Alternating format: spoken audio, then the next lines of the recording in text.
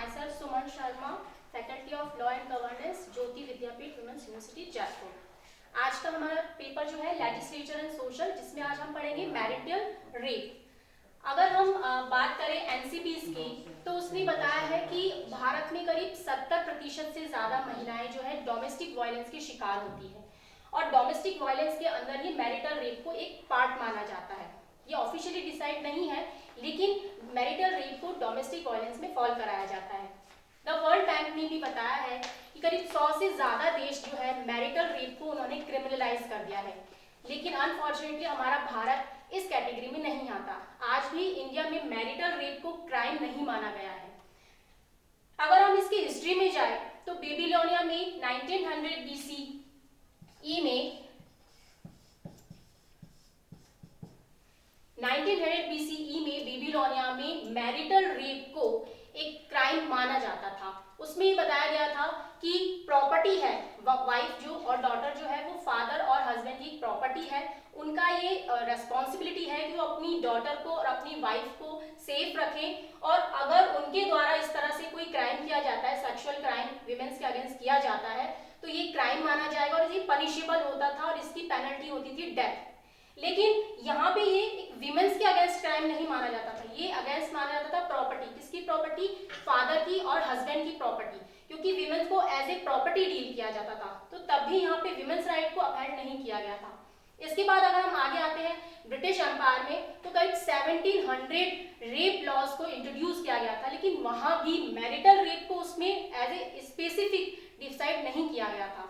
उसके बाद अगर हम बात करें तो 1860 में जब हमारा आईपीसी ड्राफ्ट हुआ था, उसमें सेक्शन 375 में रेप को ऑफिशियली क्राइम डिक्लेयर किया गया। अगर हम इसकी डेफिनेशन देखें तो इसका एक्सेप्शन तो ये बात करता है कि अगर विमेन जो है वो 15 इयर्स के अबो है, तो उसके साथ होने वाला रेप मैरिटल रेप नहीं माना जाएगा, वो रेप की डेफिनेशन में नहीं आएगा। क्यों? क्योंकि अगर आप मैरिड हो तो आपकी इम्प्लाइड कंसेंट मानी जाएगी और यहाँ पर इसे रेप की डेफिनेशन में फॉल नहीं किया जाएगा। लेकिन अगर 15 इयर्स के बिलो आपकी वाइफ है तो उसकी कंसेंट का कोई मतलब नहीं होता, इसे फिर रेप की कैटेगरी में लिया जाएगा। तो यहाँ भी मैरिटल रेप को ऑफिशियली क्राइम नहीं बताया गया। अगर हम इसमें आर्गुमेंट्स ये देखें कि क्या हम मैरिटल रेप को कैसे इसके फेवर में या इसके अगेंस्ट में आर्ग्यू देना चाहें, तो इसके फेवर में ये निकल के आता है कि आर्टिकल 14 जो कि राइट टू इक्वालिटी की बात करता है, ये उसका वायलेट करता है मैरिटल रेप। कैसे करता है? क्योंकि ये डिस्क्रिमिनेट कर रहा है मैरिड वुमेन और अनमैरिड वुमेन में। इसके बाद अगर हम बात करें तो आर्टिकल 21 में भी राइट टू ऑटोनॉमी, विमेन्स का जो राइट है उसका भी ये वायलेट कर रहा है। इसके अलावा अगर हम स्पेशल लॉज में जाएं तो पॉक्सो एक्ट और जुवेनाइल जस्टिस एक्ट में भी जो चाइल्ड की डेफिनेशन है वो 15 to 18 मानी गई है, लेकिन वहां भी इस एक्सेप्शन को इंक्लूड नहीं किया गया है, यानी वहां वाइफ इंक्लूड नहीं है। वहां पे 15 इयर्स के अबव अगर वो वाइफ है तो वो चाइल्ड की डेफिनेशन में नहीं आ रही है, तो तब भी ये मैरिटल रेप में नहीं आ पाया।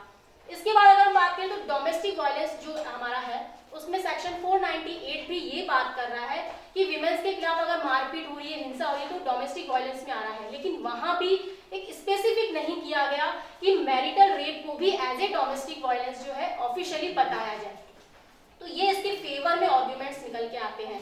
अगर हम बात करें कि इसके अगेंस्ट क्या है, तो सुप्रीम कोर्ट के बहुत सारे केसेस अगर हम देखें या पार्लियामेंट के अगर हम जो सजेशंस देखें, तो उसमें निकल के आता है कि अगर मैरिटल रेप को एज ए क्राइम बता दिया जाएगा तो ये फेमिनिन सिस्टम को एक स्ट्रेस डेवलप कर देगा, एक एनार्की उसमें डेवलप कर देगा फेमिनिन सिस्टम में। और ये उन्होंने निकल के आया कि महिलाएं जो है वो घर में जितनी सेफ है अपने हस्बैंड के साथ या अपने फादर के साथ, वो बाहर उतनी सेफ नहीं है। तो घर में वो सेफ है तो घर में उसके साथ किसी तरह का भी कोई भी सेक्सुअल क्राइम तो हो ही नहीं सकता। ये एक स्टीरियोटाइप जो थॉट निकल के आई थी। इसके अलावा एक और चीज निकल गई कि अगर हमने मैरिटल रेप को एज ए क्राइम डिक्लेयर कर दिया तो ये क्या होगा, ये मैन के खिलाफ हैरेसमेंट के केसेस को इंक्रीज कर देगा। तो ये इसके अगेंस्ट में आर्गुमेंट्स निकल के आते हैं। इसके बाद अगर हम बात करें इसके अमेंडमेंट्स को लेके, तो सबसे ज्यादा अमेंडमेंट हुए थे 2013 में, जबकि निर्भया का केस के बाद अमेंडमेंट निकल के आया रेप की डेफिनेशंस में, और 2018 में जबकि कठुआ केस के बाद। तो निर्भया केस के बाद जस्टिस वर्मा की कमेटी डेवलप की गई थी। उन्होंने सजेस्ट किया था कि मैरिटल रेप को एज ए क्रिमिनलाइज किया जाए, क्राइम डिक्लेयर किया जाए, लेकिन वहां भी पार्लियामेंट ने ये कहा कि नहीं, आप ऐसा करने से जो है, जो हमारा जो सिस्टम है, जो एक सोशल सिस्टम जो बना हुआ है, उसमें आप स्ट्रेस डेवलप कर दोगे, तो ऐसा नहीं हो सकता। और रही बात इसकी वायलेंस की, तो ये तो डोमेस्टिक वायलेंस एक्ट में ऑलरेडी हमने इसको पनिशेबल कर रखा है, ठीक है।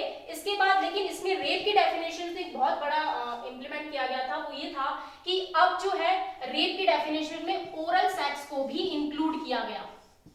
मतलब अगर विमेन्स बॉडी में किसी भी तरह को कोई भी ऑब्जेक्ट या मेंस का कोई बॉडी पार्ट अगर इंसर्ट किया जा रहा है, तो उसको रेप की डेफिनेशंस में माना गया है।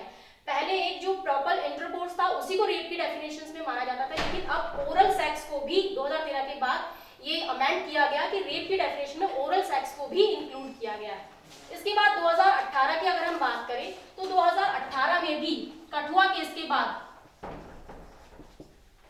7 से 15 और 12 साल के साथ गैंग रेप के अगर केसेस निकल के आते हैं, तो उसमें मिनिमम पनिशमेंट जो है वो 20 इयर्स डिक्लेयर की गई, जिसको एक्सटेंड किया जा सकता है लाइफ इम्प्रिजमेंट और डेथ। ये एक अच्छी बात निकल गई, लेकिन यहाँ भी इसका लूप पॉइंट ये निकल गया है कि यहाँ पे मैरिटल रेप को क्रिमिनलाइज नहीं किया गया। अगर हम अब इसके इंपॉर्टेंट केसेस की तरफ चले जाते हैं, तो 2004 में एक केस था साक्षी वर्सेस यूनियन ऑफ इंडिया, जिसमें कहा गया था सुप्रीम कोर्ट ने कि आप जो 375 है उसको हम ऑल्टर नहीं करेंगे और मैरिटल रेप को इसमें इंक्लूड नहीं करेंगे। इसके अलावा 2017 का जो केस था उसमें भी सुप्रीम कोर्ट ने ये बात कही कि जस्टिस जेबी पार्डिवाला थे, उन्होंने सजेस्ट किया कि आप अब जिस तरह से सिनेरियो चेंज हो रहा है, सोशल चेंज हो रही है थॉट, उसमें आप ये कीजिए कि मैरिटल रेप को आप क्रिमिनलाइज कीजिए, क्यों, ताकि बताया जाए कि विमेन्स राइट भी कुछ है और वो एक प्रॉपर्टी नहीं है हस्बैंड की या डॉटर की, हस्बैंड की या फादर की एक प्रॉपर्टी नहीं है, उनके भी अपने एक राइट है। तो इसलिए उनके अगेंस्ट होने वाले किसी भी तरह के सेक्सुअल क्राइम को, मैरिटल रेप को जो है हम रेप की डेफिनेशन में फॉल कराए, उसको क्रिमिनलाइज किया जाए। तो अभी समय आ गया है कि हम इसके बारे में और आर्ग्यू करें। तो आज का हमारा टॉपिक यहीं कंप्लीट होता है। Thank you so much.